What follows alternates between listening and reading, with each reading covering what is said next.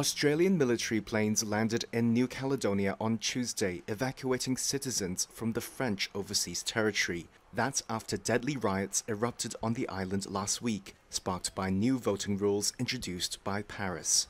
New Zealand is doing evacuations too, with media reports saying some 50 people have safely arrived in Auckland, while over 100 Australians and other tourists had safely landed in Brisbane on Tuesday, according to Australian Foreign Minister Penny Wong on X.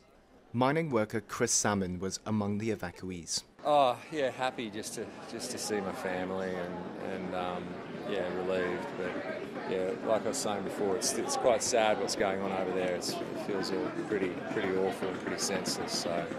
France says around 3,200 people were waiting to leave or enter New Caledonia as commercial flights were halted due to the unrest. The authorities say more flights are expected this week to evacuate some 500 French and foreign tourists from the island. Meanwhile, French President Emmanuel Macron announced plans to travel to New Caledonia late on Tuesday. Speaking after a cabinet meeting, French government spokesperson Presca Thévenot said Macron would set up a mission. She said it was part of efforts to restore order.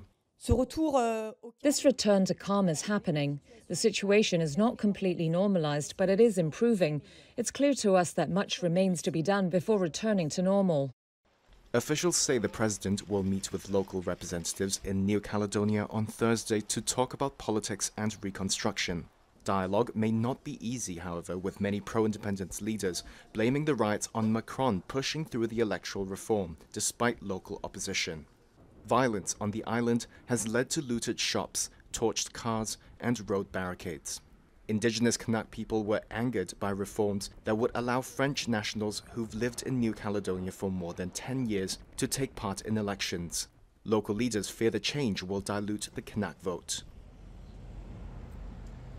Trying to have a holiday, which sadly did not eventuate into a holiday because we actually arrived on the Monday, the 13th, and that was when the voting took place that evening in France. So by Tuesday morning, quite frankly, the place was just in a mess, which was very sad for the locals, for the tourist industry, and I suppose to some extent for our own personal enjoyment.